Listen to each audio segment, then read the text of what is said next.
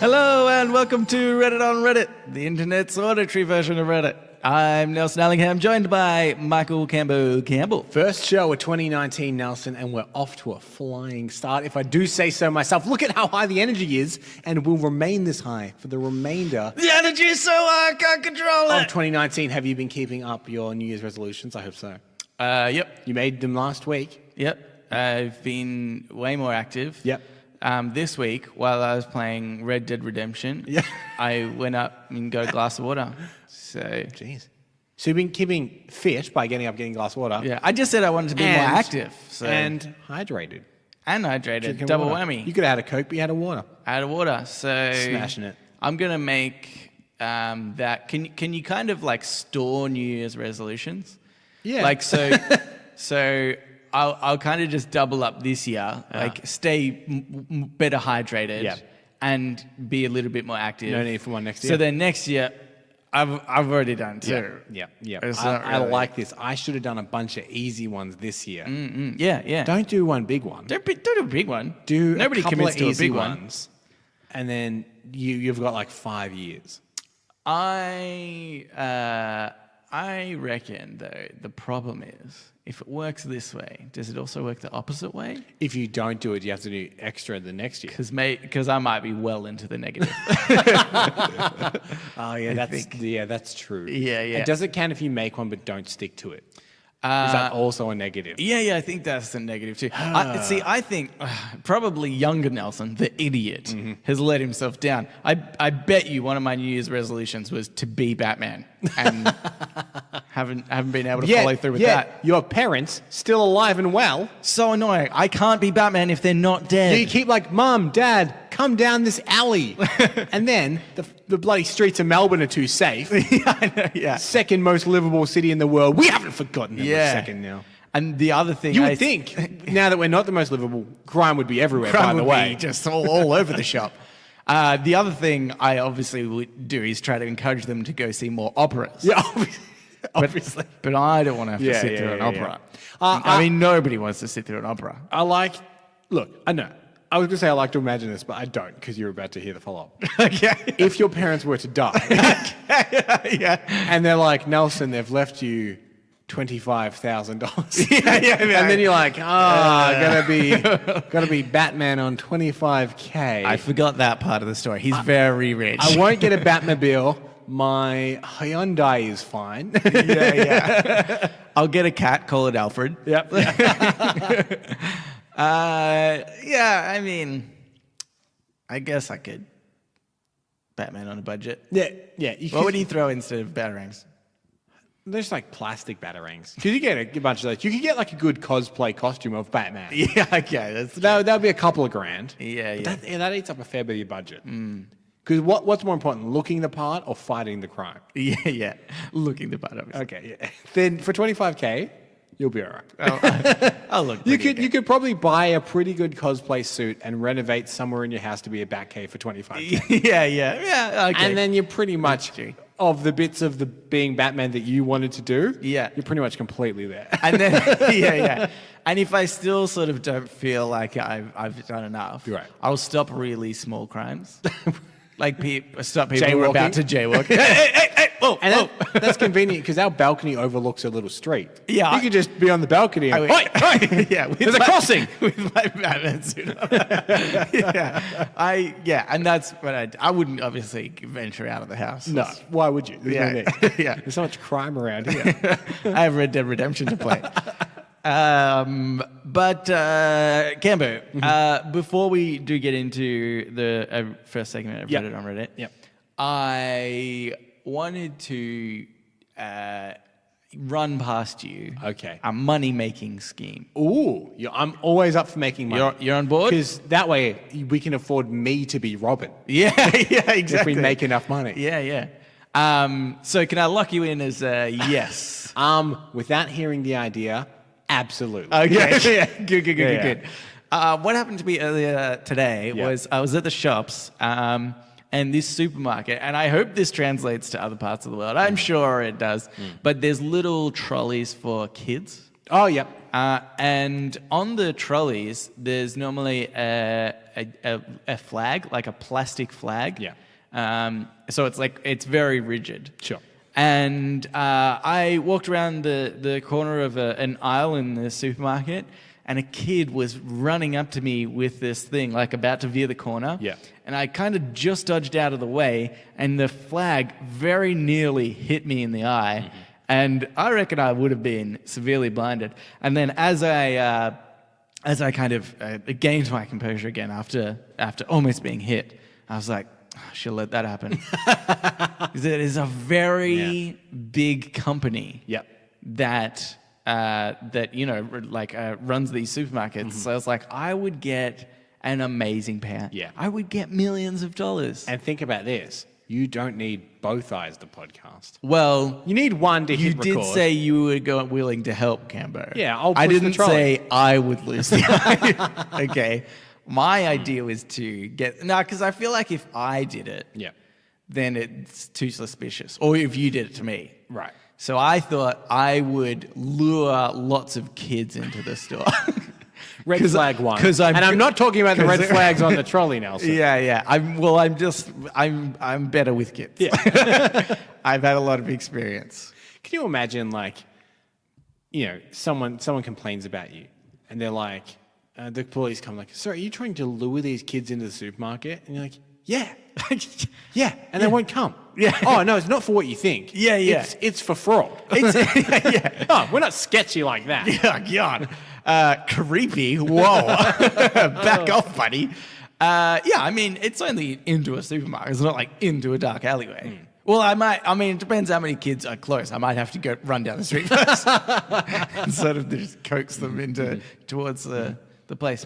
And then I think I just get them to go nuts. I give them candy. Yep. And then they're all hyper. So then they're running around the store with the many things. I got a plan. It involves what we've been talking about previously and what we're talking about now. Okay. Melded together, synergy. Okay. Who do kids love? Batman. Okay, Batman. They Who do do love kids Batman. trust? Batman. They trust Batman. If Batman were to say to someone, "Take this trolley and run on that guy," they'd do it. That guy's so evil. He's working for the Joker. You don't even need to coax kids in. Yeah. They will. They will come to you as Batman because that's their hero. Yeah. And then you inform them that the heroic thing to do would be to blind that man in his late 20s. Yes. Who's standing very specifically at the end of that aisle. Just really wide-eyed. His eyes very high. Yeah. The wide eyes is because of the Joker toxin. Yeah. That's all you have to say. Yeah. And they'll get it. They'll get it. Oh, I don't understand. Yeah. I'm glad then that we did already establish that I was Batman. Yeah.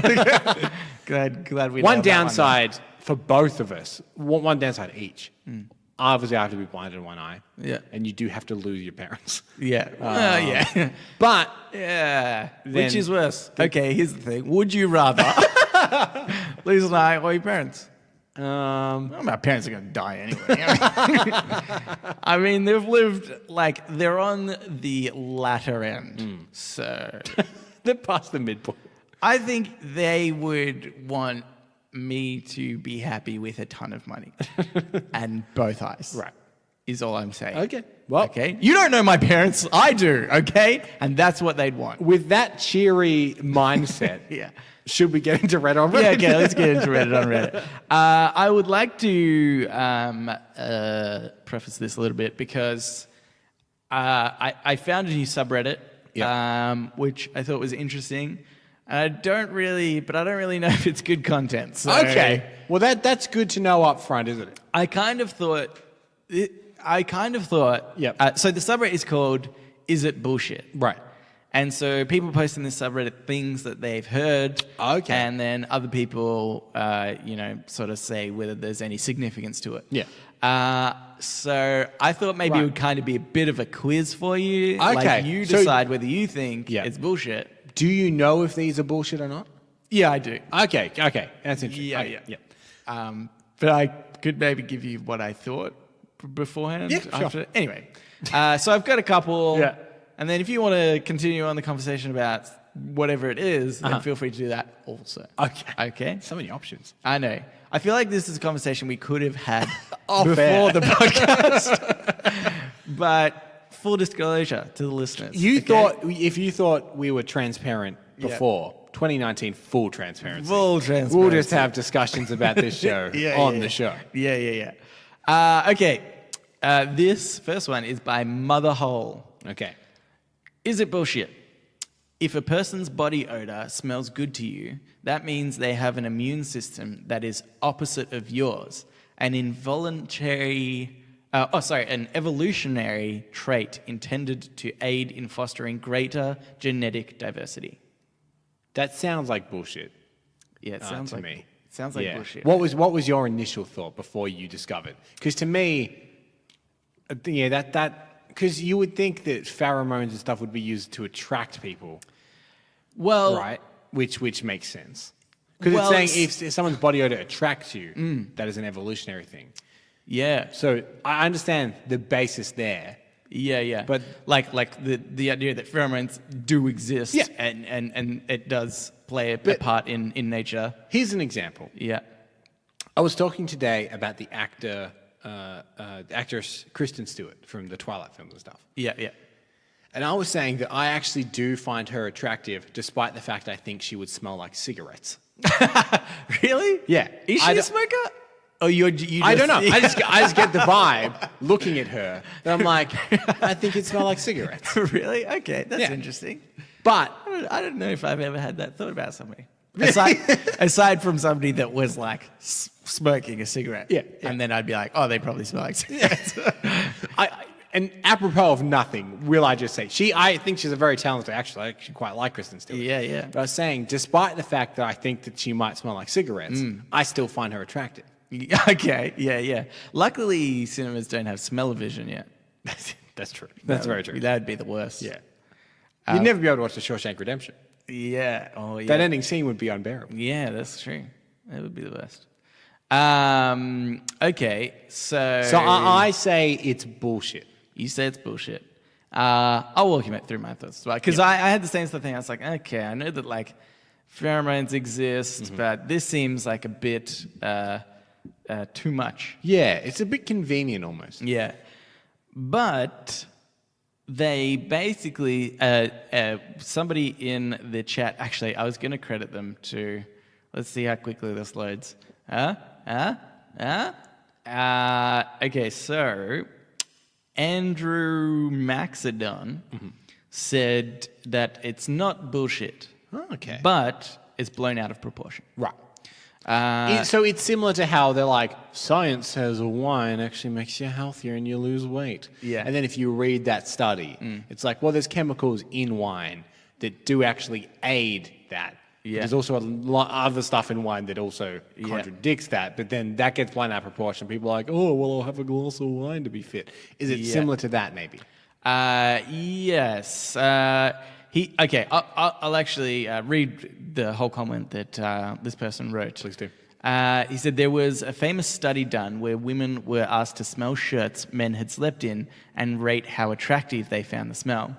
The shirts the women found most attractive were the ones with the most dissimilar MHC genes, which are a big part of your immune system. So it sort of does have a truth to it that in some degree the if they're different from you, actually might say that they smell more attractive, which it just seems crazy. Yeah. In like. And surely this made sense when God was creating us. He was like, hey, they need some way to, be diverse because the idea of, incest and the genes not working and such, you need to get the opposite, polar opposites. Right. So I know what I'll do. I'll make them smell nice to each other. Yeah.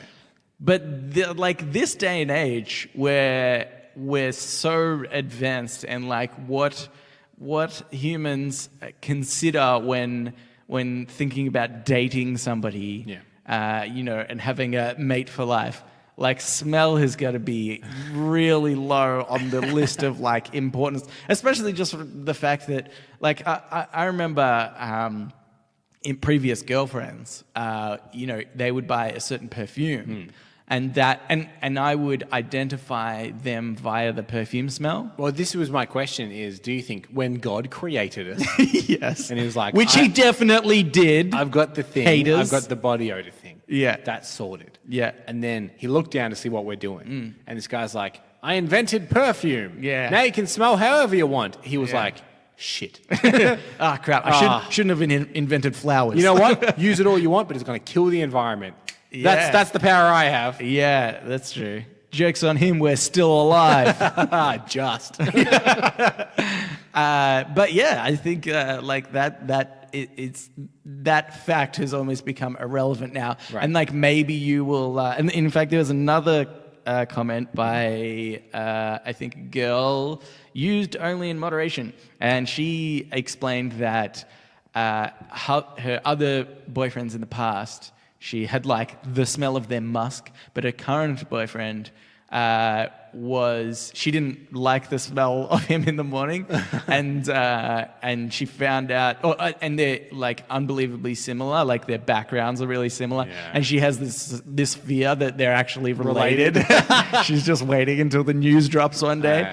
But I thought that was really interesting. But obviously, it's only like, you're only going to notice it probably at one part during the day, like when they wake up or something, and they're at their most smelliest, and then it's like, who cares? So this is what I find interesting, is that in 2018 and now in 2019, it's quite in vogue to be like quite woke and have diversity in the workplace, and there are people being like, oh, all this diversity, you're shoving it down my throat. But you can be like, no, biologically, your body wants diversity. Yeah. It wants you to mate with people that aren't similar to you. Yeah, it is natural to not be racist. Yeah. You're purposefully being racist.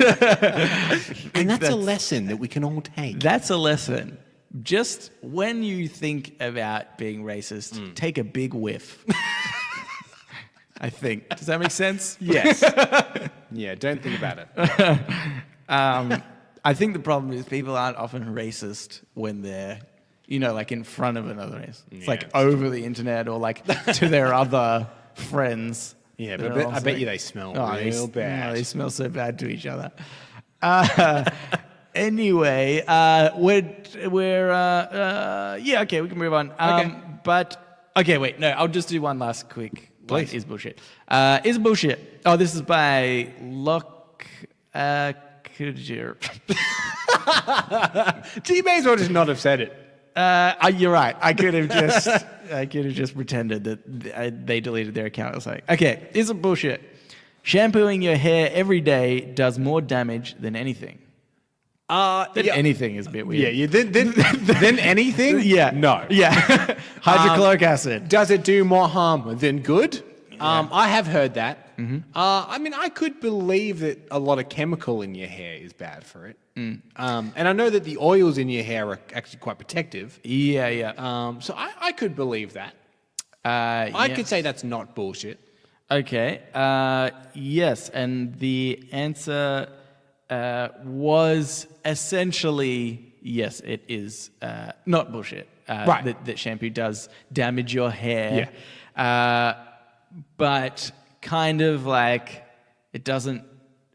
Some people kind of went on to explain if you shampoo your hair. So shampoo companies were the ones that said you should shampoo your hair every day. Yeah. And I actually shampoo my hair every day. Do you really? Yeah. I'm so flippant about shampooing my hair. Yeah, I think I was actually, funnily enough, having this conversation with my mother the other day, and she was talking about how, I don't know, she found out somebody doesn't like shampoo their hair, wash their hair every day. And I had to tell her, I was like, no, I think our family is the odd ones out. Yeah. I think it's actually more common that people only wash their hair every few days. Yeah, no, I'm like once a week. Yeah. Well, I think a lot of people in this chat were saying, making the comments saying, oh yeah, I wash it once, maybe once a fortnight, once a week. So, I thought it was interesting. I'm trying to explain to my mom, and she's like, no, I don't think so. But somebody put in the defense that something like if you have been shampooing your hair for a really long time, then the shampoo strips the oil out, but then your body naturally produces more oil, Right. to keep up with it or something. Sure. So you're producing more hair oil than the average person. So I think that I don't really know. I don't Not to brag, look at my hair enough to be like, because they're like, oh, it's damaged. It makes it split ends or whatever. I've never looked at my hair and gone, oh, split ends. So maybe I do, but I think generally my hair is maybe okay, of an okay standard. And so I think, oh, maybe you can't stop bragging. Maybe you produce more hair oil than the average person. You think maybe your hair's okay. I just meant maybe that's why, like, my body just got used to me shampooing every day, so I produce more oil, so my hair doesn't. So my hair is so good. Is really what I'm trying to get at. But also interesting in the comments, they said, I had heard, put shampoo in, it takes out strips your hair of the oil. Yep. But then you put conditioner in and it puts those oils back effectively. Right. And somebody in the comments, a hairstylist or something, said that conditioner doesn't do that, and it's essentially just kind of puts a wax seal around it, but it doesn't actually repair the hair at all. It doesn't add back in oils. It just conditioner kind a of scam? seals it. I think so. Yeah. Ooh. Yeah. I think You've heard it here first. Heard it I here mean, you first. heard it on Reddit first. Well, I heard it on Reddit first, but you listeners who didn't read these comments heard it here first. heard it here first. And then you tell people you heard it here. Yeah, because that's factually correct. All right, so we're going to move on, but in the new year, we thought we would change it up a little bit. Jesus. So Now, you need to be careful here, Nelson. I need to let you know. I need to preface what you're about to say. Yeah. I always, for 100 episodes, Yeah. have hit the buttons in a certain order. Yes. I just want to let you know that my body Yeah. is set to a certain pattern before you say what you're about to say, Okay. just in case any mistakes come up. There's a lot of lead up to this, so I would be very concerned if you press the wrong button. But we are starting with Ask Reddit. Ask Reddit. You bloody done it. It felt wrong. Yeah, you feel dirty. You need to go have a shower, shampoo your Because hair. I peek behind the curtain, I've numbered them 1, 2, 3, 4. Oh, God. I had to start with 3. And the confusing thing is, I'm going to go back to the day I learned. Oh. Oh, boy. I'll allow it. Go on. Anyway, so this Ask Reddit is by Tamsy Wamsy. I don't know if I find that funny. Yeah, it's a good name. It is a good name. It's much better than L'Occasion. What's a quote you heard from a movie that makes you laugh every time you remember it? Oh, okay. I'm going to extend this to what are some quotes from movies that you like? Right. Because Well, I was gonna I don't say- think there's probably one quote that if I heard, I would be like, that quote. I was going to say, the first thing that sprung to mind was actually a TV show. Okay. And there's a line in the American version of The Office. Okay. And every time I hear it, it always makes me laugh. Yeah. Which is Michael Scott standing in New York, and he says, New York, New York, the city's so nice they named it twice. Manhattan is the other name. Yeah. And I just think it's a really clever line. Yeah. to misunderstand that saying. Yeah, that's right. That line always makes you laugh. But there is one that I think that you would also recognize. 'Cause I'll stick with movies. Okay. From the movie Serenity. And this always makes me laugh. And I should set up the scene, otherwise it's not funny when people quote scenes anyway. That has just made me think of a Firefly quote, but continue. In which Mal, the captain of the ship, and Jane, one of his subordinates, are fighting. Yeah. And during the fight, Mal says, well, do you want to take care of this ship? And Jane goes, yes! And then Mal goes, whoa, you can't! Yeah. I don't, Yeah. Being thrown off the shouting rhythm just always really makes me laugh. Yeah, that's true. Yeah, it's a good line. Because it's that idea, and I feel like that's comedy, right? Yeah. Which is where you go to set up something that people have heard before, and then you flip it on its head. And it's a very good There's line. an expected response, and then something different happens, and it throws you off your rhythm, and therefore, Yeah. That's comedy, folks. That's bloody comedy. You've heard it here first. I don't know. Also factually correct.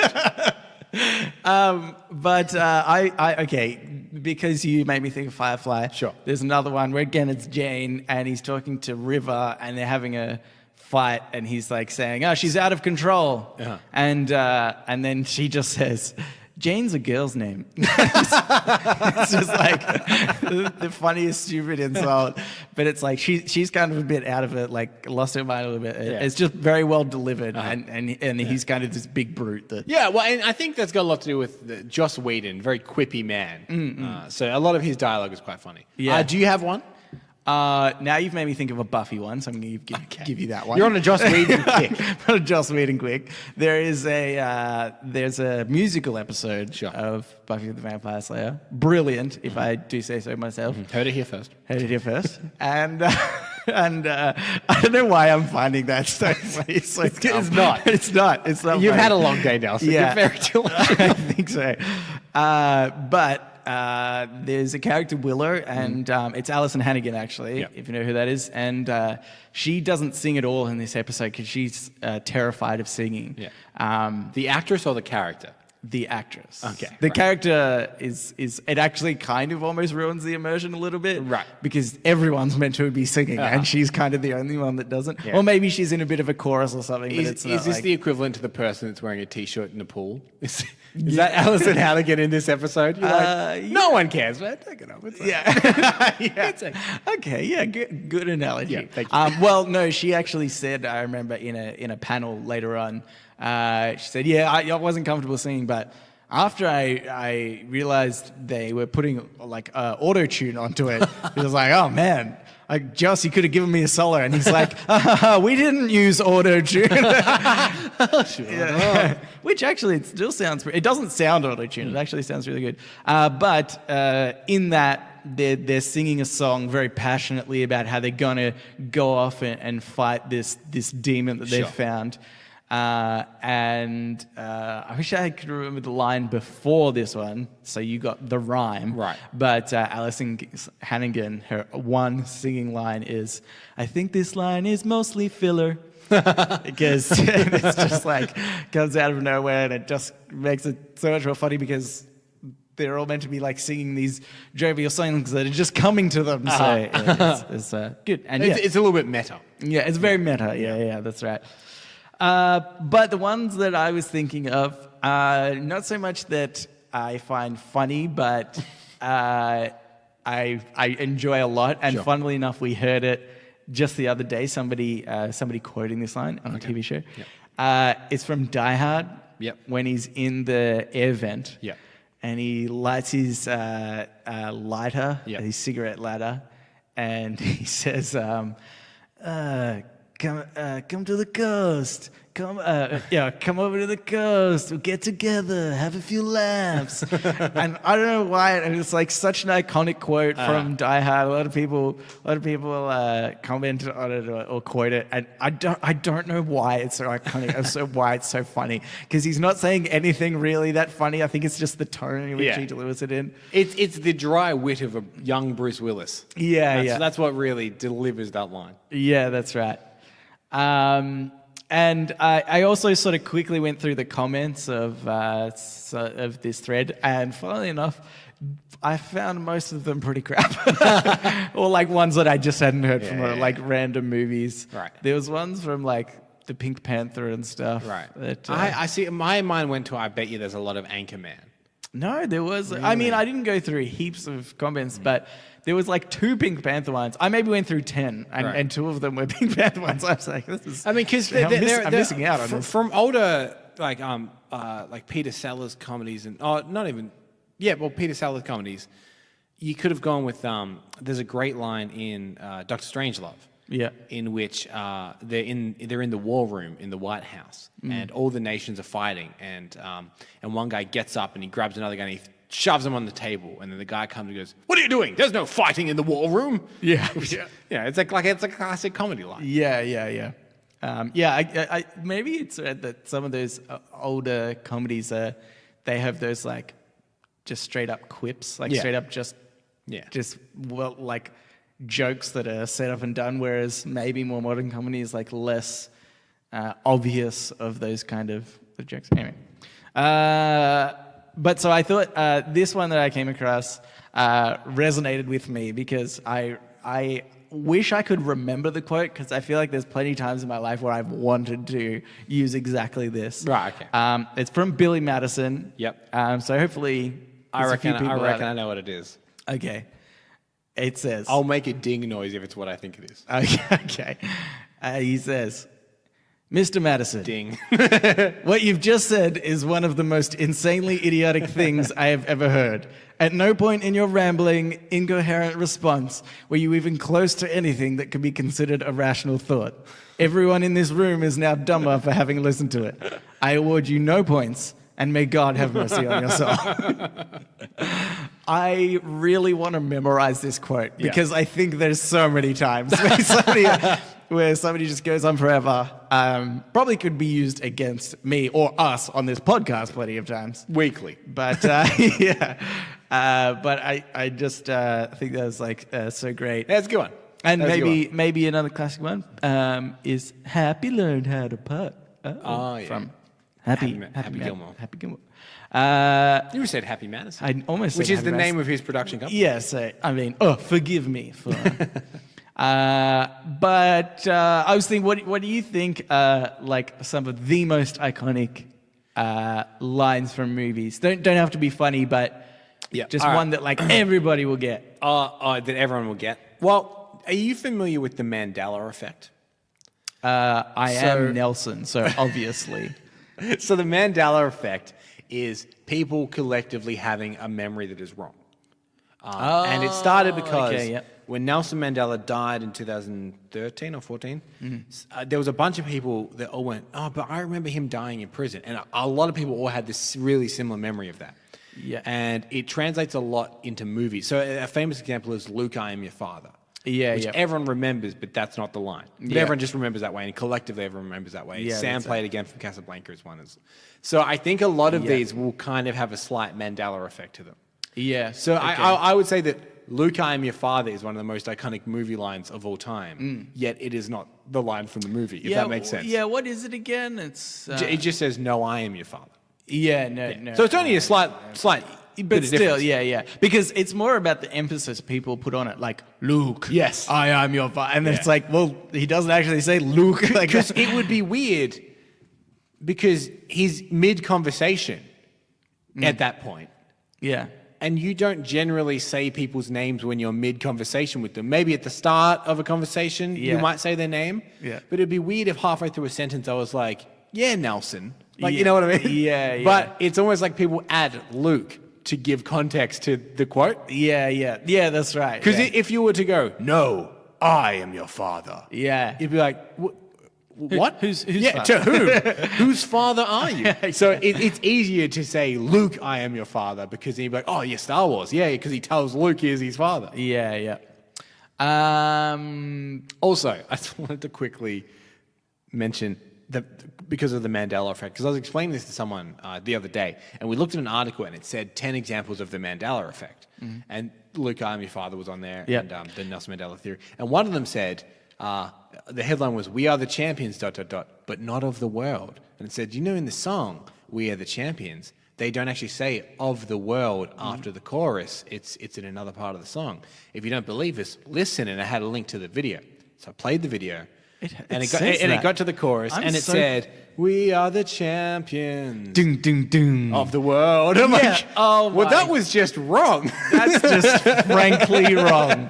Oh, my God. It's like he didn't wait that half a second. Like, we are the champions. What's the bullshit? He didn't even say it. That was it was so weird that he linked to the thing that proved him wrong. He just didn't listen to it. He's like, I heard this once, I'll put it up. I mean, admittedly, he did a top 10 list. So he's once you get to 8 and you realize you didn't have 10, you start being like, I think someone told me that they don't say of the world in that song. No one will look this up, so I'll put a link in anyway. I'll test it. Yeah. I'll make it so easy. I think another one is frankly, my dear, I don't give a damn. I think he says it's just like he does say that. That is the correct line. Isn't it slightly different? It's Gone with the Wind, obviously. Is the movie.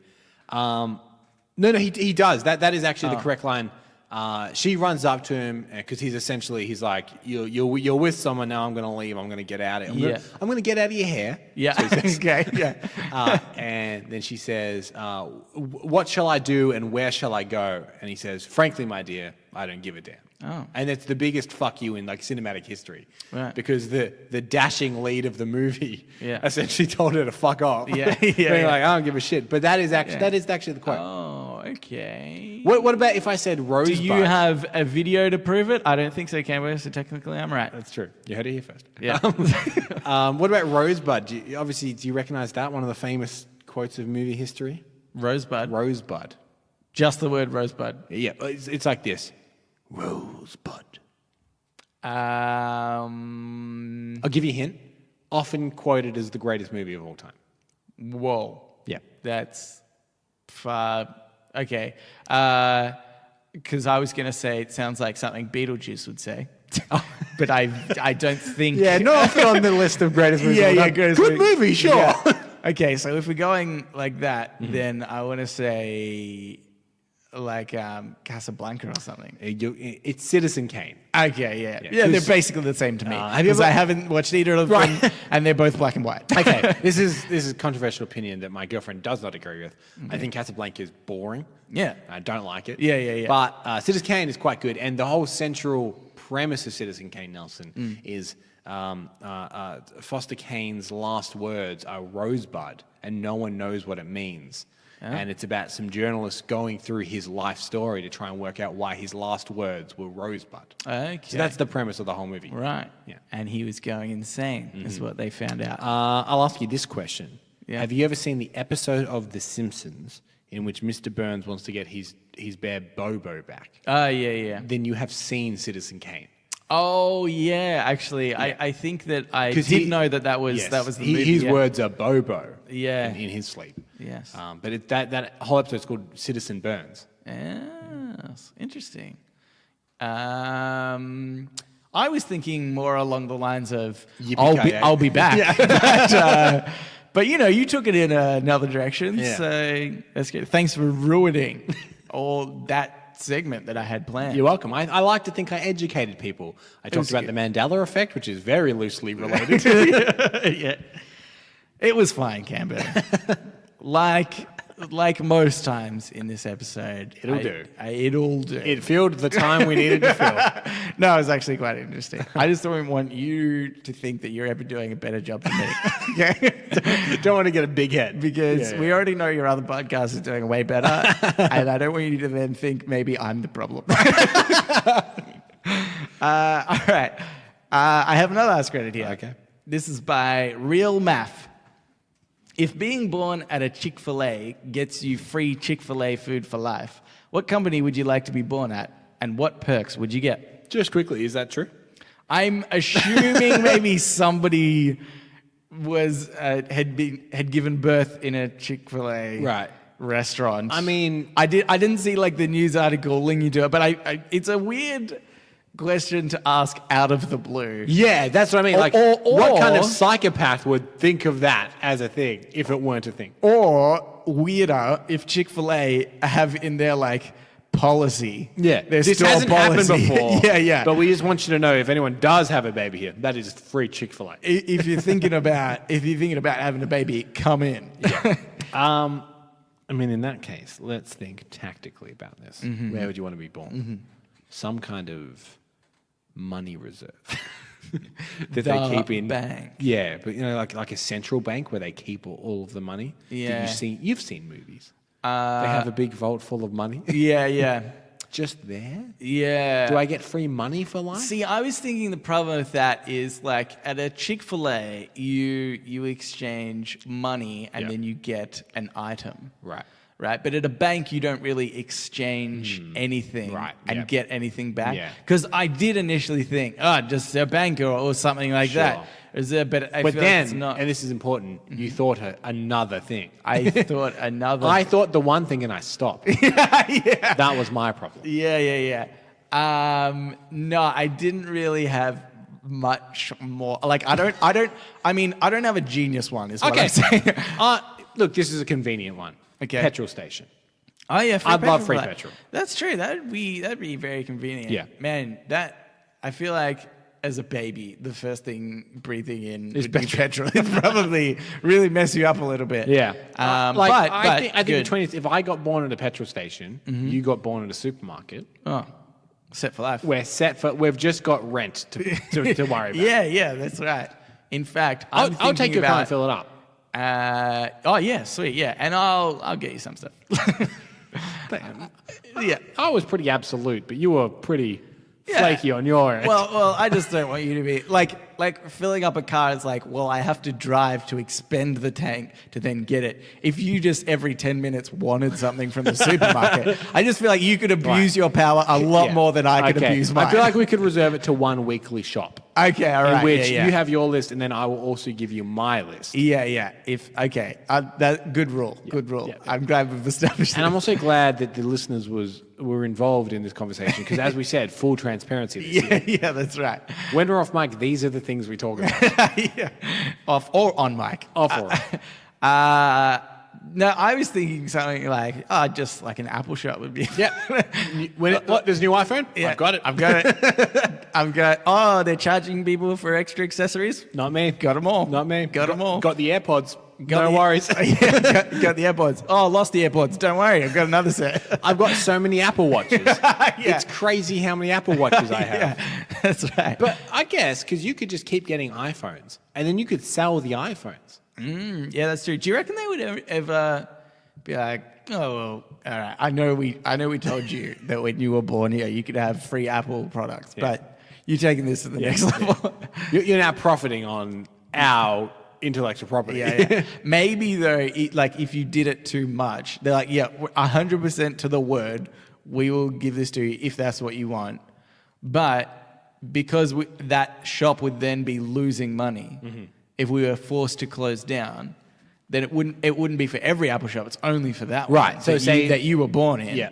So then, you dig your own grave. Yeah, it's true. Yeah, you just need to not sell enough of their merchandise to run them out of business. Yeah. And you've got a happy medium. Or you do the opposite and you put in an order for like 100,000 iPhones. And then Just enough to set you up for a while. for like ages. And you're like, One big score. Yeah, that's right.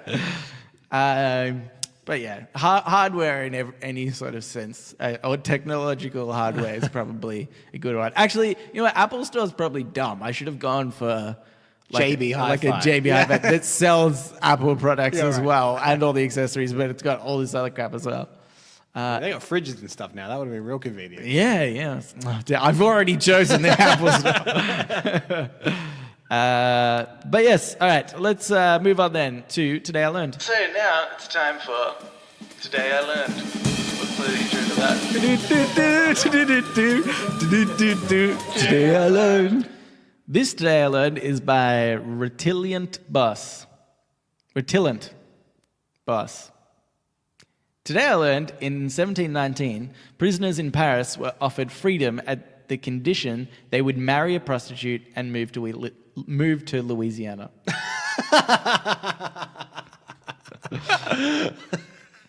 That's so funny. I know. Well, I mean, that's... I've never been to Louisiana. Yeah. But it's fun to shit on it. Yeah, that's right. I like the idea of how this may have come about. They're like, El Presidente. Oh, wait, that's like Mexican. El Presidente. Lee President. Well, I think that you have a prime minister anyways. Oi!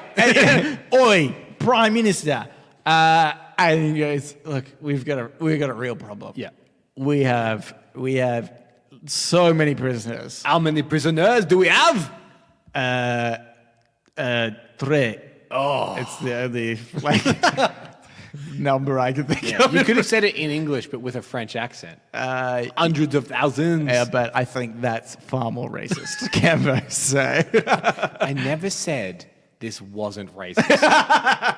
you know what? In your defense, that's true. Yeah. Yeah. So they came to the Prime Minister. Yes. Yes. And he says, millions of prisoners. I've jacked it up way too much now. Sacre bleu, it's too many. What are we going to and then do? he says- I'll have a cigarette and you will tell me. Yeah, and then another person comes out and he goes, "Oh, le Prime Minister, I'm sick of all these prostitutes on the street." You see, we are French. We do love the prostitutes. There are too many, I agree.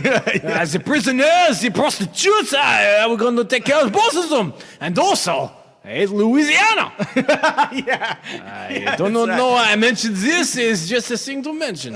Yeah, He's getting less French as he goes along. yeah, as most French accents. He's do. becoming kind of German. Yeah. But I think that's right. Like, they were just like, well, we've got two problems. Yes. Here's a way to solve them. I like to think we've got three problems. Yeah. Prisoners, right? Too many of them. Ugh. Prostitutes, also too many of them. Louisiana. Louisiana. Fuck them. What's all that about? I hear not enough prostitutes. Yeah, that's right. Maybe it was a deal with Louisiana. Right. So the Frenchman was like, we have all these prostitutes, and Louisiana's like, wow, we don't have any prostitutes. That's crazy. Yeah, I think it was a mutual agreement. But yeah, I don't know. I just thought that was really stupid. That's probably what happened. Apologies to the listeners that just had to listen to what we just did. Whatever that was. Here's another one for you, Cambo. Please. This is by Mush and You. Okay. Today I learned that 1 in 400 solitaire hands are totally unplayable, meaning no cards can be moved to the foundations even at the start of the game. I don't get solitaire anyway. What is the point of solitaire? I know what the point of it is on computers. Yes. We learnt this at our friend's comedy show, at the Game Boy show. I actually knew it before then. Okay. Okay, you're very good. I did not hear it there first. Technically. But listener, you will hear it here first. But you'll hear it here first. Not the Game Boys. Yeah, so when yeah. you credit people... Yeah. Because if I remember this fact correctly, the games that came with it, like Minesweeper and Solitaire and stuff, were to teach people how to use the function of a mouse. Yeah. So Solitaire was to do with click and drag.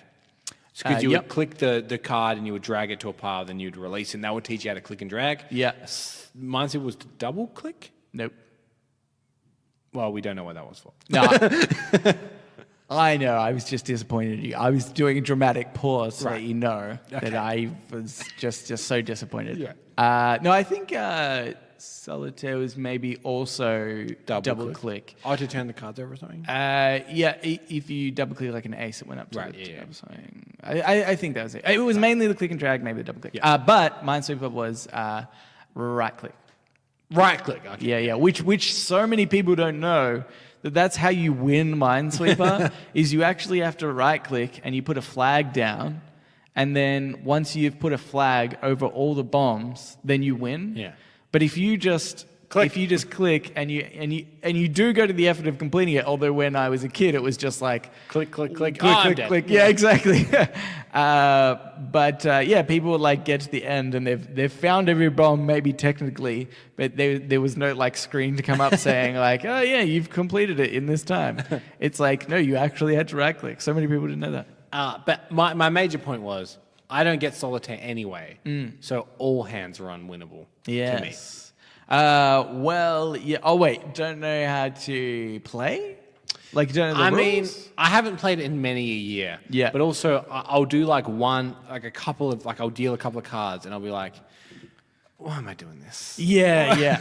I think that's my problem with solitaire. My will to live Yeah. is not there. Yeah, that's right. It just seems like the most boring game because they're saying, 1 in 400 hands of solitaire are totally unplayable. Yeah. But by the standard of when the cards are dealt, you can't move a single card. Yeah. But if you can move a single card, then that's not classified as one of the 1 in 400. Yeah. That's even if you then can't move any more after that, it doesn't apply to these boundaries that they put up. But I would argue there's a ton of solitaire games that you can't win based on the rules of like dealing 3 cards at a time is normally from the deck and going through. It's like just such a stupid, frustrating game. And I can imagine some people, you could probably get better at it looking at like, future hands or something. But Oh my God, such a boring game.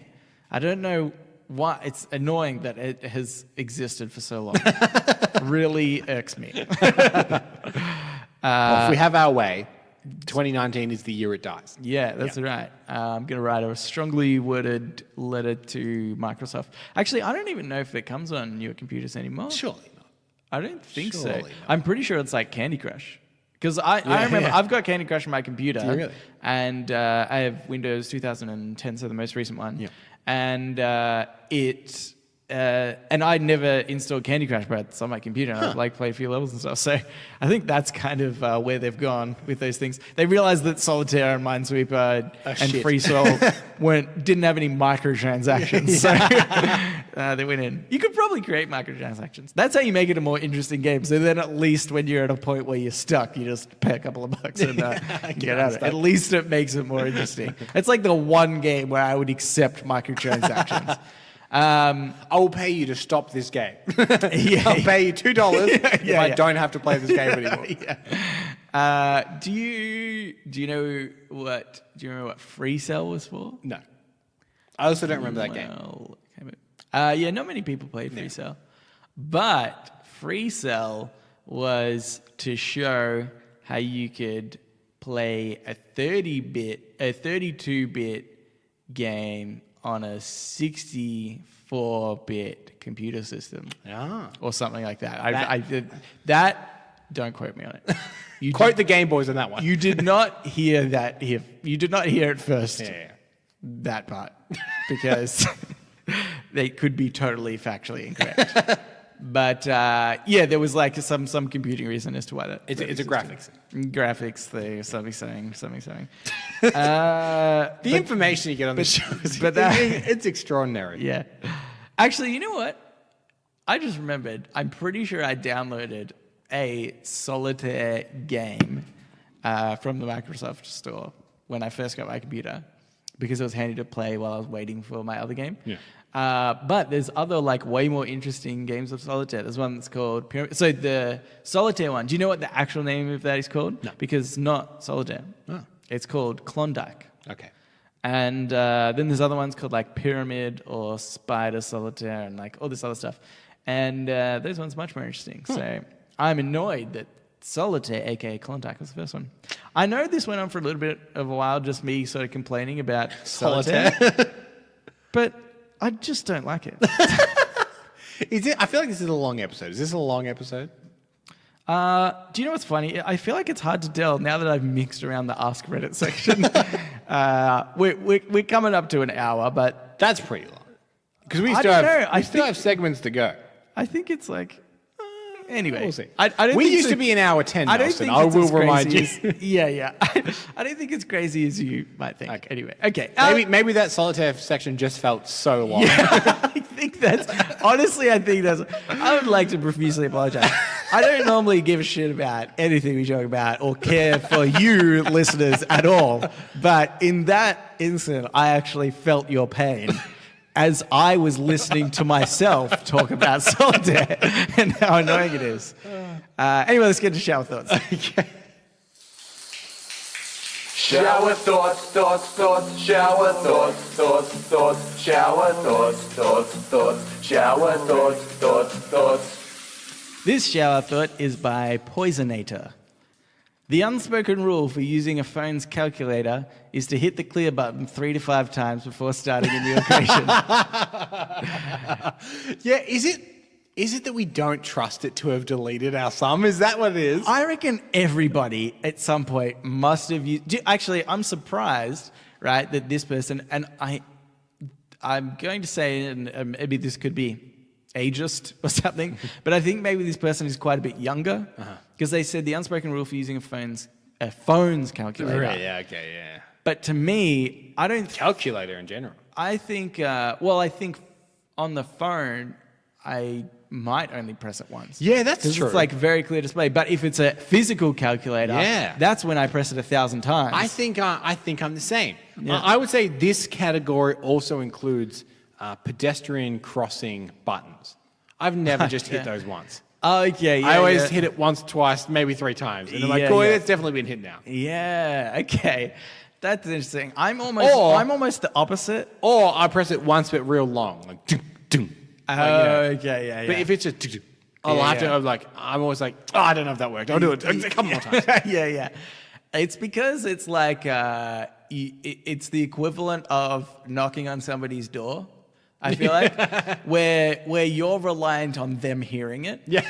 And so you're like, oh, maybe my knock wasn't loud enough, or I didn't do enough knocks. It would be weird if we're sitting here and there's just a. Yeah, exactly. yeah. Was that something? a knock at the door? Yeah. And so we rationalize that computers think the same way. Like, he only there was only one tap. I don't know if I should signal the lights.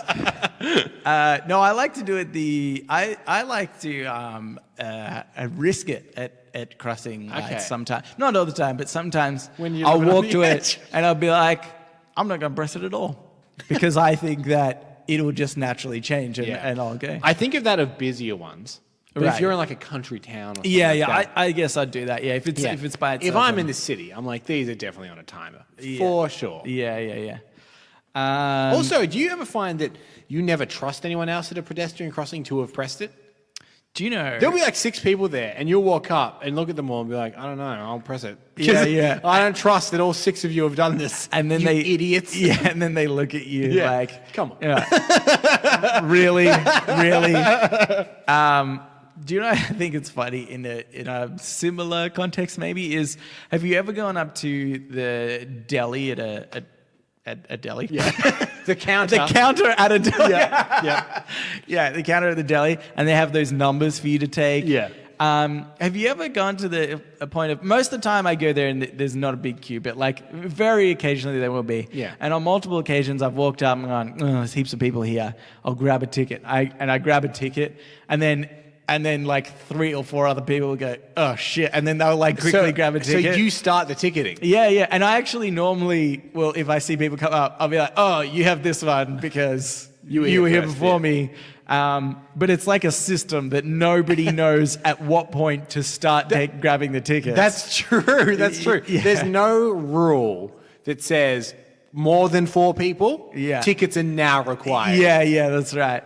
I just felt like it's the same sort of scenario where you take a ticket and then people are like, come on, man, come on. Like, we've been waiting here this whole time. We all, before you arrived, all had an unspoken agreement. She was next, and then it was me, and then it was this guy, and we all knew that. Yeah. And then you've come and you've put a number on it. Yeah. I was thinking as well,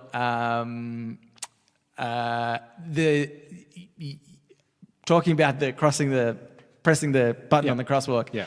I remember in my high school, for the end of year 12 exams for psychology, one of the questions was, why do people press the button on a crosswalk when they have seen somebody else across the other side of the road press the button or waiting there? I think is like different scenarios. Yeah. And that was like just the psych question that you had to write an essay on as to why that was. Wow. And it ends up being a like diffusal of responsibility thing. And it's interesting. I didn't do psychology in year 12. But a great podcast question. Coolio, I just had to check that we were still recording because your screensaver came on. Yeah. Peek behind the curtain. We recorded the start of this episode twice and Swap computers. So I freaked out a little bit there. Okay, here's another one. I hate lower caps. That's the user? Yeah, okay. And it's in all caps. Getting ghosted is like failing a test and the teacher not circling the answers you got wrong. Have you ever been ghosted by somebody? Well, I'm assuming this is more like dating and not just like, I don't know. Yeah, you're talking about the idea that someone just leaves without telling you or never arrives. Or never arrives, I think, either. Not the Hamish and Andy trend that they started several years ago of walking very close behind someone and without them noticing. which was the weirdest trend in just Australia for about 6 months, about 5 years ago. Okay. Was it just Australia? Did they make it up? Yeah, I don't know if they they did. tried to go on Graham Norton or something, and everyone was like, "This is weird." And who are you? Okay, right. And then they just came back to Australia, where everyone loved them. Yeah. Anyway, more on them later. Okay. Right. Yeah, I mean, I've been ghosted. I'm also a ghoster at parties. Especially because I don't drink a hell of a lot. And if I'm at a party that's particularly drink heavy and people are quite drunk, Right. as a sober person saying goodbye to a lot of drunk people, it's very time consuming and very annoying. Yeah, yeah. Because you'd be like, I'm going to go. And everyone's like, no, don't go. And they put their arms around you and stuff like Yeah. that. So it's literally just easier. And they keep trying to convince you to have a drink. Yeah. And, Yeah. And stay for their amusement. Yeah, yeah. But you know, like, if you're ever convinced, like there's been that one time where you were convinced and you're like, all right, I'll hang around. And then because they're drunk, they lose their interest instantly and walk away to somewhere else. And, Instantly. And you're stuck there being like, yeah, well, I still want to leave now. So yeah, it's something I will ghost people in that situation. I'm like, Okay. it's just easier if I just leave. Yeah. It's easier for you because you won't notice. Yeah. It's easier for me because it saves me time. I feel like this is not applicable to the shower. Yeah, it's more like being stood up on a date. I think being stood up, yeah, it's probably more. Yeah, no, I haven't really been stood up. Or have you stood someone else? Breaking lots of hearts, have you? I don't think so, but there's always a chance that I just never remember. Yeah. Like, I just didn't remember the Yeah. date at all and still don't remember it. Yeah, And yeah. someone's like, no, I remember. There's a girl out there that Yeah. just fucking hates you.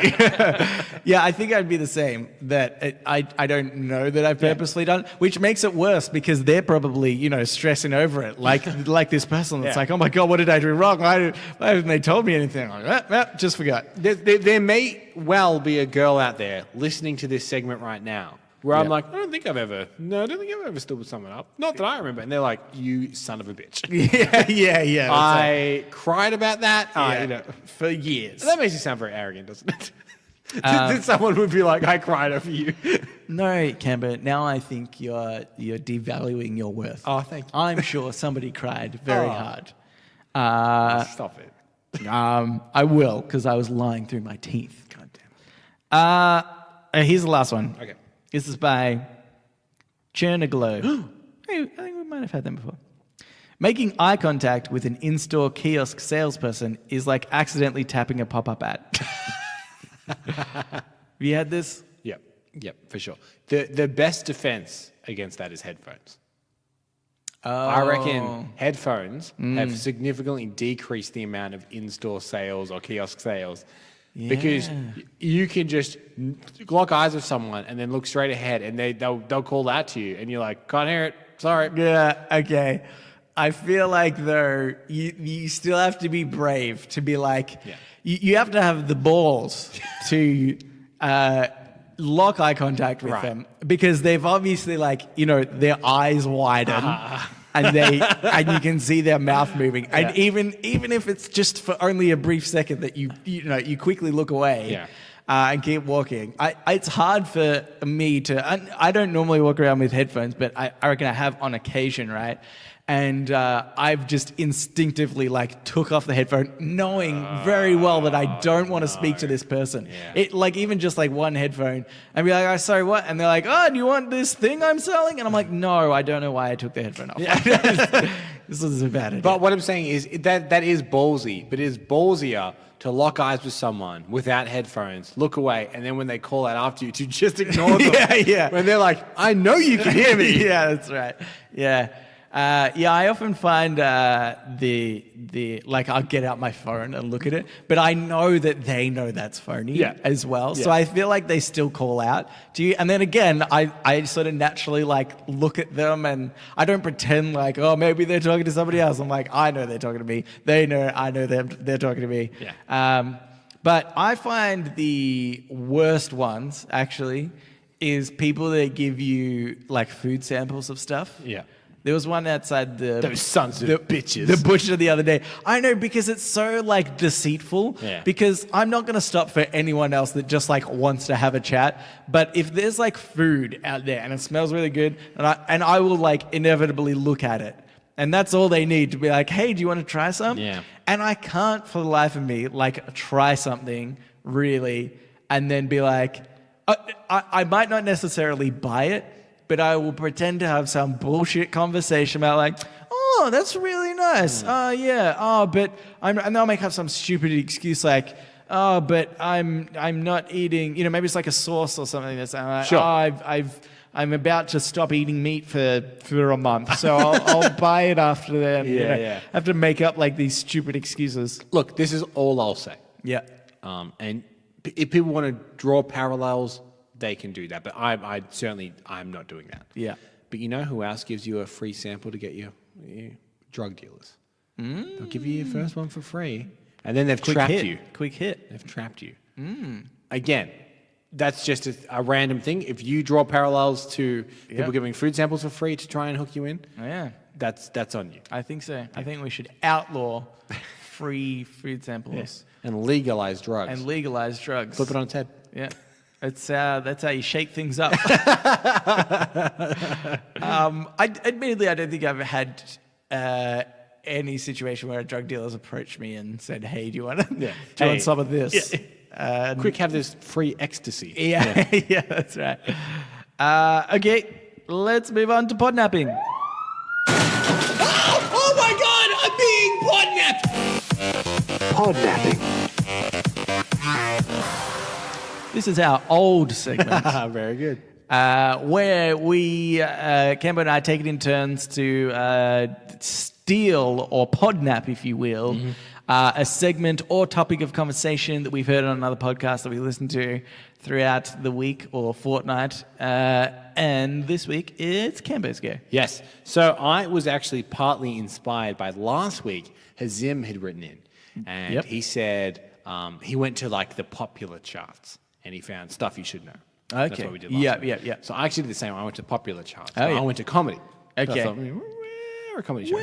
We did those hilarious French accents. Where's something? We keep making that a running joke where you heard it here first that I think only gets funnier and funnier. Yes. It's the rule of comedy. So I came across a very popular Australian podcast, might not be as well known to international listeners, but Hamish and Andy.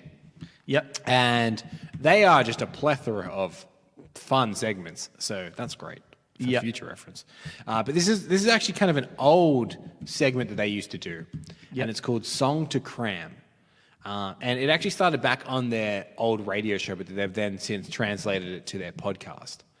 And the premise is simply that kind of like an exam in high school that you haven't studied for, and the night before you'll cram that subject and whatever. Yep. They wanted to see if someone rang up and gave them a subject, and then they would play one song on the radio, and that's all the time they had to learn as much as they can about that subject. And then they have to answer 3 questions and see if they could cram enough information in just those few minutes to pass this 3-question exam. Yes. So I am going to be the person asking the questions, Nelson, and you are going to be the crammer. Yes. Okay? Yes. So before you get to... Tell me when you're about to announce the topic. Okay, sure. For listeners, we're going to have to do something we've never done before, and that's make an edit. Whoa. And by make an edit, I mean we're going to hit stop, and then we're going to hit record again. Yeah. There will be no dragging of said recording or anything like that. I've got a song lined up for me that is going to be your timer. Okay. And do you want to know the subject or the song first? Well, honestly, I was hoping that I could choose a song. No. Because I would choose Because I'll explain Albuquerque by Weird Al Yankovic that goes for 11 minutes. I'll explain to you the process of how I picked the song, shall I? Okay, yeah. I went onto Spotify, Yeah. and I went onto the top 40, and I Okay. picked the number 1 song. Because I thought, commercial radio, that's most likely what is going to be played. Okay. So would you prefer to know the song or the subject first? Okay, hit me with the song. Okay, so the song that this is the time equivalent you will have, is the song Thank You Next by Ariana Grande. Okay. That comes in at 3 minutes 38. Oh, sure. That's pretty tight.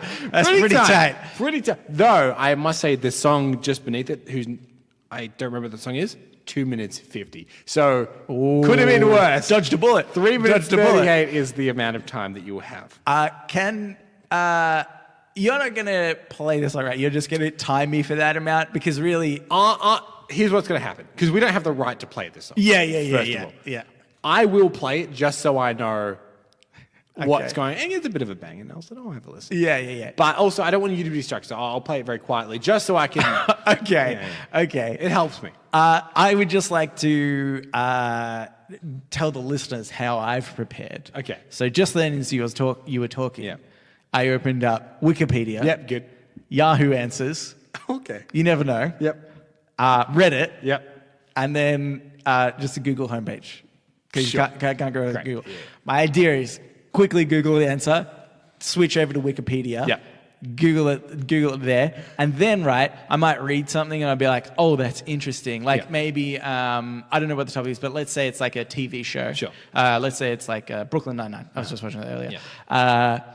And it might say, oh, this has the actor Terry Crews in it. Sure. And then I'll be like, okay.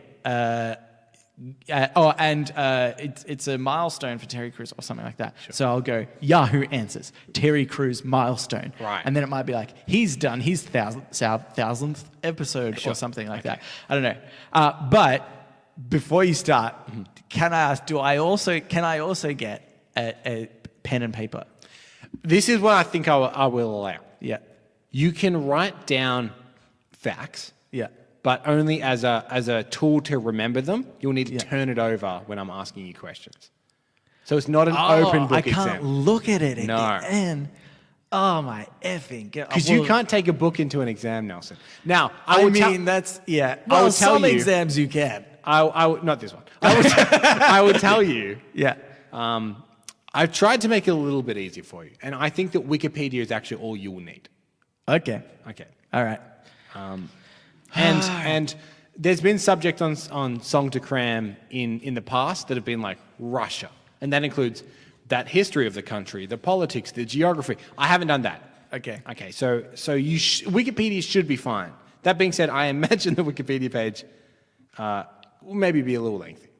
Would you like to know the subject?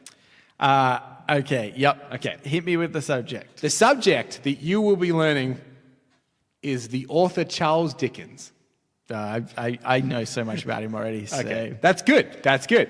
Now, I'm going to play Thank You next, and you're going to hit stop recording. Are you ready to hit stop? Okay. And then, listener, no time at all will pass for you, but in our time, it'll be just over 3.5 minutes. Ready? Okay. And go.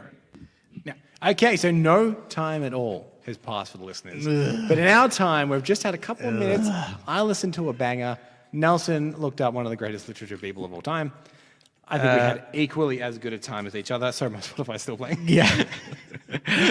I would like to let the listeners know. Yep. I remember why I now quit school. And I never claimed to be a good crammer. Yep. Hamish and Andy did, sure, but not me. Yeah. Also, almost instantly, all my plans went out the window. I did go straight to Wikipedia. I think that was a good choice. Yep. And then I spent probably half the time just trying to remember the facts that I'd read. I was like, this might be relevant. Mm-hmm. I'll try to remember that. Yeah. And then I actually so a little while in, I'm reading it, I'm like trying to remember, oh, that might be relevant. Okay, try and remember that bit. Sure. And then I scroll down, read something else, and I was like, oh, I've forgotten the other bit already. And so then I kind of read over them a few times of the ones that I thought were relevant. And then I tried to do what I have done before in the past, learned to do, which is the Sherlock Holmes mind palace thing. Right. Yeah. So I sort of semi-tried to do that, but even that takes a little bit of time for me because I don't regularly do that. Yeah. I had to it took me a little bit of while to do it. So Let's say this then. If we do this segment again, maybe we will allow notes because the chances of you writing the right notes anyway are pretty small. yeah, that's true. So I apologize for being No, so that's strict. okay. That's okay. I'm okay with it. I might nail it. We have no idea. That's true. Well, I won't, but you know. How are you feeling? Not very confident. Okay. I reckon I've got about like 5 facts. Okay. I've got 3 questions. Okay. 2 of 3 you got to pass. I've got to pass. So, Okay. okay. Hope I can Question 1. And now I've started easy because I think that this might even just be a general knowledge question. Okay. That people know about Dickens. Yeah. But we'll find out. Yeah. Which famous magician shares his name with a Charles Dickens novel?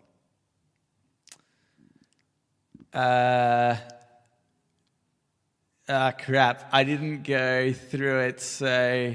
Did you look at his books? So yeah, there were the 3 most famous ones of his. So hopefully this isn't another question later on. No. Okay. So there's A Christmas Carol, Oliver Twist, and Great Expectations.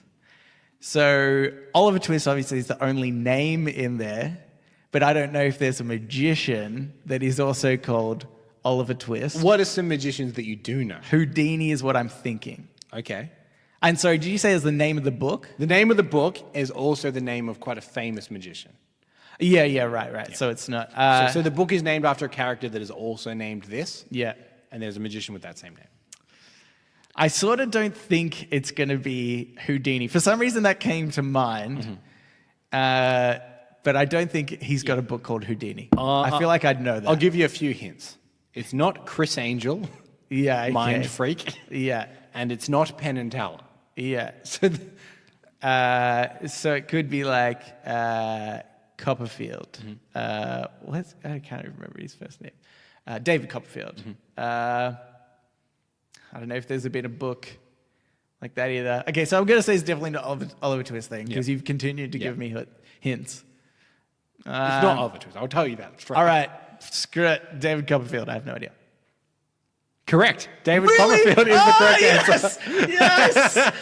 Now, I did lead you there a little. You led me there, but you know what? I don't know. Maybe I could have kept going with it because I knew it was definitely not going to be Houdini. Yeah. I did think of Penn and Teller, but I was like, well, that's dumb. I think that's definitely not going to be a book. So I think my natural progression would have been not necessarily Chris Angel, but I think David Copperfield would have been my next guess. So I'm giving myself that one regardless. When people say name 5 magicians, that's like 5 is your max. yeah, that's right. Yeah. If you're getting to Dynamo or Darren Brown, I'd be like, that's not right. Yeah. Correct. David Copperfield, that is 1. Okay. Next one, a little harder. And now that you've told me that you've only looked at the 3 biggest, I don't love your chances. Okay. What is the name of Charles Dickens' final unfinished novel? Fuck. I thought you were going to say the name of something else, which I remembered, which is unlikely. Just out of interest, because I don't think my last question will. Well, what is that fact? What did you learn about Charles Dickens? No, because it might be your last one. I guarantee you it won't. I would tell you all the things My last question isn't about a book, if that helps. Yeah, that's not the fact I remember. Also. It's probably that. But, I mean, I only looked at the British ones. I mean, you can purchase this book, but famously, because how he used to write was every month he'd put out a chapter. Yeah. And this one just never had its final chapter. I should have gone to his list of books. I am actually amazed that you didn't. Well, because I was just so uncertain about what the questions were going to be about. And because I had his 3 most common books, I was like, but I should have known it wouldn't be the 3 most common ones. The Curious Case of Benjamin Button. Right. That was a different author. Yeah, right. But that author might have just finished the book. I don't know. It's not dissimilar, I'll be honest. Oh, okay. His last unfinished novel is called The Mystery of Edwin Drood. Right. No. Curious Case and The Mystery of... Not unsimilar. I basically got it right. Yeah. Also, I've never heard of that book before. Nor have I. Okay. Oh, well, Because shit. in my mind, I thought before I thought I'll do Charles Dickens. Yeah. And straight away I was like, oh, last novel would be a good one. Yeah. And then I looked it up and I was like, huh. So there you go. Yeah, and can I say, this segment is meant to be, you're meant to be the expert. Yeah. You've obviously just looked up and the the thing answers. is, no, the thing Questions. is, I do know a little bit about Dickens. Yeah. But that stumped you, yeah. Okay. What's the last one? Okay, so because you've got one and you've missed one, so this is the decider now. Jesus, okay. What phrase is used to describe something that is similar to a Charles Dickens novel? So there's a certain phrase that describes something that is Charles Dickens-esque in literature, in film, in costume. There's a phrase. Right. I actually think I have heard this before. You definitely would have. It's nothing that I read then, but I don't reckon that'd be in like the last fifth of the Wikipedia page, probably. But under like also. yeah, that's right. But I have heard this before. I'm pretty certain. Can you give me a clue to like, is it something from sort of one of his books, or does it have to do more with his name? It has to do more with his name. Yes. Which actually I did think that. So that hasn't helped me at all. Because I was like, just in case I'm wrong, I'll check if it has It's to do not with the like book, but it's Twisty because of Oliver Twist. Yeah. It's not like that. Or it's But not Oliver it's not Dicky because it's right. But Oliver Twist is this word, if that makes sense. Because it's very Charles Dickens-esque. He's poor. He's an orphan. He's But it's got to do with Charles Dickens and his name more than his works. yeah. I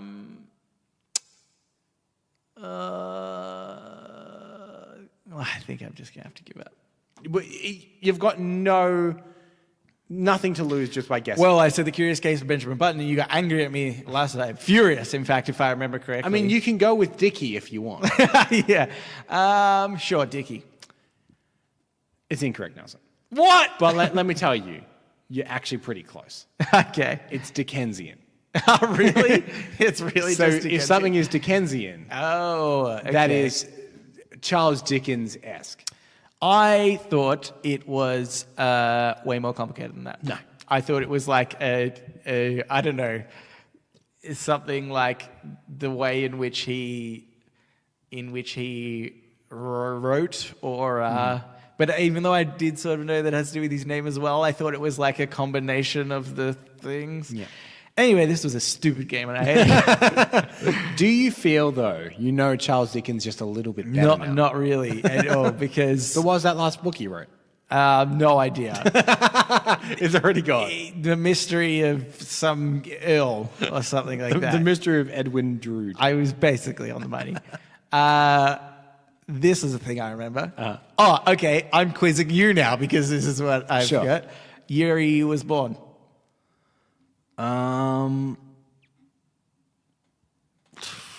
Late 1700s? Oh, wait, no, like 17 something? No. Is it earlier than that? No. Is it not? I don't know. 1812.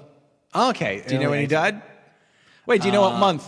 Oh my God, I think I might even remember the exact Really? I think I remember the exact date. So you have learned something about Charles Dickens? Yeah, but useless information. Yeah. Something in my defense I thought would come up in a quiz. Yeah. Not anything that is going to enrich my life. I don't know, November. I think it was the 7th of February. Wow. And then in 1812. 1812. And then I think he died in July 1870. Wow. Pretty good innings, especially for that time period. 7th of February, thank you very much. I'm just double checking this now. And June 1870. Did I say June or July? I can't remember. I got it right. Yeah, that's very good, Nelson. Very good. The other thing that I learned was he started his career in the Pickwick Papers. Yes. That was so hard to remember, Cambo.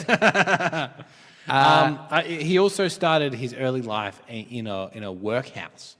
which is what you see in like Les Mis and stuff, where it's people on like a factory floor and they're just kind of being paid nothing, like a pittance to do. That's where he started. And a lot of his stories are about people that are either very wealthy, like Great Expectations is a poor boy becoming wealthy, or Christmas Carol is about a very wealthy man that's very mean to people like that. So that's through his work a lot. And do you know where he grew up? England. Portsmouth. Okay. See, you say that you hated it, but I think you've become very educated on Charles Dickens. Because none of your questions were related to any of those things that I learned, or his most 3 famous books. I thought one of them would be a gimme. Yeah. See, I thought David Copperfield was the gimme, but I went too hard. If we do it again, and by your reaction, we won't. If we do it again, I will go even easier. No, I actually kind of had a fun sort of doing it. Okay. It was, I mean, I didn't enjoy it at the time or even when we were doing the questions. But now, it was a great looking back on it. I find that with roller coasters sometimes. I'm on a roller coaster and I'm screaming, I'm not having a good time, and then it ends. I'm like, that was good. We'll do that again. I think that's like, I've also heard childbirth. I'm pretty sure I was going to say that this is the worst thing in the world. It's only magical after. Yeah, exactly. All right. Now it's time for the AMA Ask Me Anything, where listeners of the show, just like you, listener, can write in and ask us anything you want. We've got a couple here. So I got one here from Kate. It says, hey guys, I just found the podcast and I've been catching up. I see you've had a few guests on before, but my question for you guys is, if you could have any guest on the show, who would it be? Anyway, keep up the good work, Kate. Thank you, Kate. Yep. This could be cousin Kate. I don't even know. That's true. Who's cousin? We also don't know. Probably not. Do you know the first person that just popped into my mind? Sure. I didn't think it. I want to let the listeners know. I didn't consciously think about this. Charles Dickens. The name just popped into. That would make so much more sense. This name just popped into my head. Yeah, that's a good answer. What is it? And I want to say that I disagree with this. Okay. It was Hitler. Oh, okay. I mean, wouldn't that be fascinating, though, that we happen to have him on? Like, we would get many listeners. The exclusive interview. And Nelson, Hitler. I don't mind telling you. Yeah. I'd ask the hard questions. I'd say, why? Why'd you do that? Yeah. And I don't mind if it's a bit awkward. I would berate him for most of the show. To be clear. Yeah, to be clear. But right, so historical figure. I don't know why. I feel like that's probably not the question anyway, though. Because, it does say any guest. And in fact, any is capitalized. So maybe it could be that. Yeah. But maybe it makes more sense to be like it's somebody that's current day that we could actually... It wouldn't defy life for them to come on the show. Any living guest. Shall we relegate it to just that? Yeah, maybe that, yeah. I think a comedian of some sort. Like, I know you're a big Jerry Seinfeld fan, for instance. Yeah, that'd be good. Surely that. But I don't think he'd. No, actually, I reckon he'd be maybe okay. I think so long as the like it wasn't like we paid him to be here, or he was forced to be here. Yeah. But I think it was like he would be the perfect person that if he chose to come on our show, then it would be fine. Yeah. But under any other circumstance, it'd be like, I don't want to be here. Jerry Seinfeld, especially in the last decade or so, Yeah. just seems to hate everything. Everything ever is a nuisance to him now. He's become more Larry David. He might come on the show. Don't put him down like this. I think your point is right, that if he wanted to come on, then you'd get the good Jerry. Yeah. But yeah, any kind of stand-up comedian, even someone, I quite like John Mulaney, for instance, a stand-up comedian. Someone like that I think would be really good. Yeah, okay. Yeah, that's pretty good. Mm-hmm. I think maybe... Okay, I had a dream last night. Oh, Martin Luther King. Okay. Yes. Yeah. I had a dream. It was actually super weird. I only remember one part of it, which was that I was driving around and I saw Leonardo DiCaprio. That's pretty weird. And in Melbourne. He was also super... I don't think we were in Melbourne. I feel like we were in the US somewhere. Sure. I was on his turf. And I'm pretty sure he was totally out of it, on drugs, I think, in my head. And Classic Leo. I invited him to come in the car. Not that I knew him. It was like, he was super famous. He didn't know who I was. And I was like, oh, hey, Leo, want to ride? And he's like, okay. And he got in the car. And I don't really remember any more than that. But maybe that's a sign. That's a is sign. what I'm saying, Cambo. Let's get Leo on the show. If you know Leo, if you represent him in some way as an agent or something, Yeah. readitpodcast@gmail.com. Do you reckon he would actually be okay? No. Yeah, I feel like, I think he's a fantastic actor. And I would like to be, I would have a fantastic chat with him. Yeah. But I don't think he could keep up with the stupidity of this show. And more importantly, the troughs of this show, you know? I feel like a comedian has just sort of naturally gone through that in their life. To become a comedian, you need to have real thick skin. Yep. And you've done some really bad shows in the past where things fall over, but you just keep going. Yeah. And I feel like maybe Leo hasn't had the wouldn't quite be as easygoing in the sense of. I also sort of stuff. feel like Leo as a celebrity is now that extra part removed. He's been famous for so long. Yeah. And he's so wealthy that I'm sure people haven't said no to him in a long time. Yeah. So, for instance, if I were to say, okay, Nelson and Leo, Yeah. you've got 3 minutes 30 to learn as much as you can about Charles Dickens, Yeah. and I will quiz you about it, Yeah. he would probably just go, no, I don't want to do that.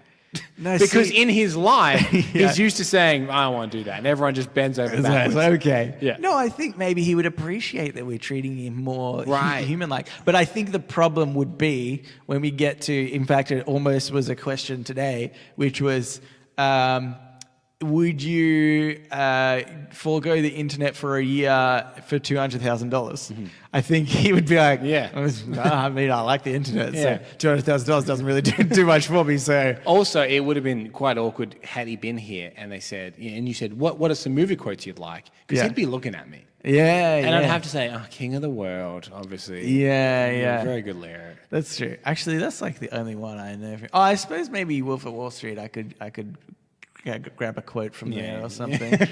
But what about, look at this blood diamond? That was from Blood Diamond. Oh, yeah. I remember him saying Oh my that. God, it's The Departed. Yeah. That's also from Blood Diamond. Another classic line. Oh, actually, one that I do remember from Wolf of Wall Street, I know we've gone way off track, but that's not the point, is when he goes, I'm not leaving. I'm not fucking leaving. And then he does that whole speech. Yeah. That's good. That's a good one. All right, Leo, if you happen to come on the show. Anyway- we've acknowledged you. Anyway, Kate, I hope you enjoyed our chat about Leo. Something like that. How about somebody weirder like Jim Carrey? Because I've always loved Jim Carrey. He's been a bit of an idol, but I know he's like that little bit crazy. Yeah, he seems better now. Yeah. He seems a little more on planet Earth. Yeah, maybe. Than once he was. I think I have a feeling that if we had him on, he would just take over the show. Yeah. And we'd bring up like one point, and then that'd be it. We'd be done for the episode. Yep. Also, just quickly moving on. Ricky Gervais. Oh yeah, that'd be good. Moving on now. Okay, Can't go into it. We talked too much about Leo. Yeah. He's so charming though, am I right? Okay, this one here is by Jordan. Gentlemen, I'm thinking of starting a podcast myself. Do you notice that a lot of people just started calling these gentlemen? I feel Rowan is definitely the crux He's of that. campaigned for that, yeah. Gentlemen, I'm thinking of starting a podcast myself. What do you think has been the hardest part of running a podcast yourselves? Format, technical, anything. I'd love to know. Keep up the good work. Regards, Jordan. What are you hitting back there, Nelson? I don't know if the marks are picking that You know up. what? It probably definitely is, but I was just fiddling with it. So, you know what? Apologies about that. Do we not have your attention? I'm glad that you picked that up because I would have kept doing that forever. And then I will listen back to the recording and be like, oh my God, I can't believe I did that for so long. What's been the hardest part week to week of running a podcast, do you think, Nelson? Do you think that format and content or technical is harder? I mean, you've heard our show. I think technical. I think in the beginning, maybe the hardest thing was to consistently record every week. Yes. Because when it's something new, it's so easy to be like, let's just not record this week. And I think very early on, I actually said, because we were relying on Sam the sound guy originally, we didn't have any equipment ourselves, and he couldn't make one day. And I remember sending a message, and I kind of felt a little bit awkward about sending it because, I don't know, it sounded like a little bit more, I don't know, like Like, it was almost like entitled. Yeah, like yeah. entitled. And especially because Sam was like doing us a favor by bringing this equipment every week. And I said, I don't want to miss a show. So like, what can we do to keep going? And I think that was almost like the point at which I've sent that message. I can't now, then another week later, be like, nah, let's not do it. I can't be bothered because I've been that stuck up entitled arsehole. Yeah. So I think that was definitely hard. It's much easier now, I think, to just be like, oh, we've got the podcast. It's part of the routine. Yeah. Or Tuesdays or Wednesdays. we maybe don't stick to Monday as much as we used to, we at least get them out every week. It's towards the start of the week. Yeah. But otherwise, to begin with, again, I think maybe it just like changed. Wait, do you want to say something while I keep? No, please. I feel like I was going to take over. No, please go on. Because I feel like maybe we'll have the same sort of because at the experience. end, I'll just say same. Yeah, same-sies. But again, at the start, I think our technical equipment and recording was, I reckon, for a long time, actually, like almost up to episode sort of 60-ish. That's just a rough estimate. I don't think our recording was actually that good. I think sometimes it improved, but then sometimes it got worse because we tried to do something else. And listening back on the really old episodes, I think is really hard to get into. Yeah, the audio quality. I mean, it's not like we have like world standard audio quality, but I think we have pretty clear audio quality. Yeah, that's right. But that, when we started it was a couple of USB mics into a laptop, we were in like a big kind of kitchen area, so it was kind of echoey. Yeah. And then we relegated to under the stairs, which actually worked really well. It did, yeah. And in fact, I think there's an element of that we're missing today, of like, this enclosed space where the sound can't bounce around. We don't have like specifically like high-end equipment. I think we've got a little soundboard that was a couple of $100, and our mics are, I mean, they're not super expensive. They're maybe like $80 or something. Yeah. And we probably could do a cheaper setup than this anyway, if we wanted to. For sure. With better sound. I feel like especially even after we got this, I learned more about recording, and actually I got advice off a audio engineer or something like that. So it's not super expensive. And we try to set it up, for instance, we have 4 microphone imports in the board that we have. And we try to set it up, much to Jordan's point, sorry, not Jordan, much to Kate's point, for guests. So if we had guests on, we could just plug an extra microphone in and whatnot, and then proceeded not to really have any guests after that. So it's there if we did. There we did. But now for me, I think it's content. Yeah. Because I'm so reliant on Reddit. And listeners, when you listen to one of our episodes, if this isn't your first episode, and you go, wow, that part really fell down and wasn't funny, and they kept talking about it. Yeah. They just kept talking about Leonardo DiCaprio. They just kept doing it. Or Solitaire, for example. I think I can speak for Cambo as well. Like, we're very aware sometimes that our shit doesn't work. Yep. And I think sometimes it's because I can't find a good today I learned. Transparency. That's what we're all about. We're all about it in 2019. So I think sometimes I struggle with that, and we're at the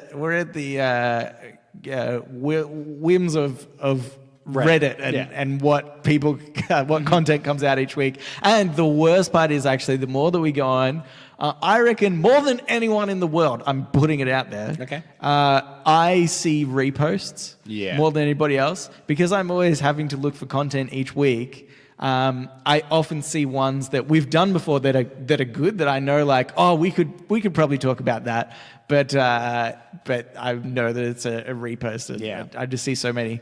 And even on that, I think I've mentioned to listeners before that,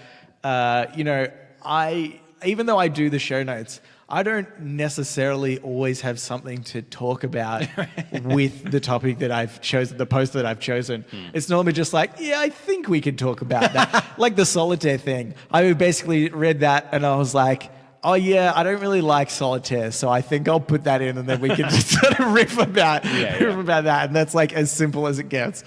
It was actually something Cousin Rowan said, and he said, first of all, he said, "Whose cousin am I? We'll never know."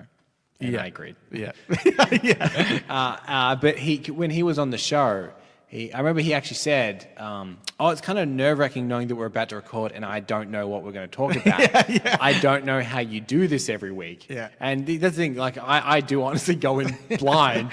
The only thing I read ahead of time, I will admit, is these AMAs. Yeah. I open the thing, scroll down to the bottom, read the AMA. Yeah. And I'm like, I got the vibe. Yeah. I'll do the rest of the show. Yeah. That's true. So I don't think that's helped in the question of Jordan wanting to start one. yeah, look, if it's just one person or two people and you've got a laptop with two USB inputs, USB mics are probably fine. Yeah. Blue is a pretty good brand. Yeah. The Rode NT USB that I have on my other computer, also very good. Yeah. So all of that preamble led to that answer. Yeah, exactly. And hey, let us know what it is, and we might podnap it. Oh, can you imagine? But does that mean if we don't now, then he thinks that we think he's got a shit podcast? Oh, maybe. Okay. Also, just future-proof us. No one can podnap us. No one can. Don't you dare podnap us. It's been a while since we've added a rule to the show, but I would like to add this rule: no podnapping Reddit on Reddit under any circumstance. All right, that's it for another episode. And guess what, Cambo? You were totally correct. This is a very long episode. I knew it! Very long episode. Sorry about that one. So thank you for listening, everybody, and thank you for writing in, Jordan and Kate. Yep. If you would like to write in, Reddit podcast, readitpodcast, gmail.com. Yep. You can also reach us on Facebook, at Twitter, and our subreddit. And that's it. If you like the show, if this is your first show and you're like, I like bloody cut of their jib, why not give us a bloody subscribe? Yep.